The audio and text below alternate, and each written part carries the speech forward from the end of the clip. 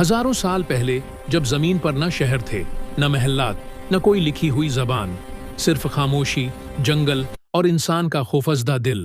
یہ وہ زمانہ تھا جب انسان فطرت کا ایک معمولی سا حصہ تھا۔ نہ اسے کاشتکاری آتی تھی، نہ گھر بنانا۔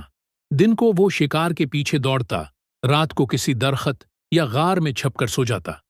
آسمان پر چمکتا چاند اس کا پہلا دیا تھا، اور گرجتے بادل اس کا پہلا خوف۔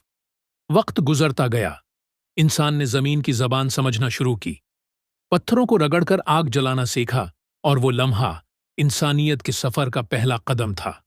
آگ نے سرد راتوں میں گرمی دی، اندھیروں میں روشنی دی، اور درندوں سے بچاؤ کا سہارا دیا۔ اب وہ صرف شکاری نہیں رہا، بلکہ سوچنے والا بننے لگا۔ پھر انسان نے لکڑی کے ڈنڈوں اور پتھروں سے ہتھیار بنائے۔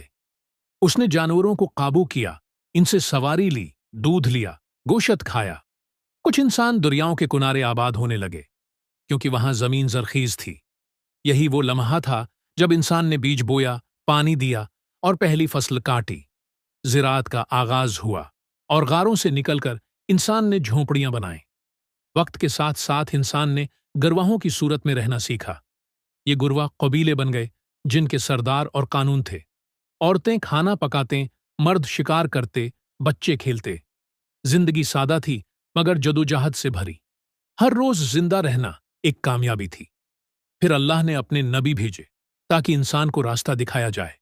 حضرت نوح علیہ السلام کے زمانے میں لوگ بت پرستی میں ڈوب چکے تھے۔ نوح نے انہیں ایک خدا کی طرف بلایا، مگر وہ نہ مانے۔ پھر طوفان آیا، زمین پر پانی چھا گیا، پہاڑ تک ڈوب گئے۔ صرف وہ بچے جو ایمان لائے تھے۔ یہ واقعہ انسان کے لیے ایک سبق تھا، طاقت نہیں، ایمان ہی حفاظت کرتا۔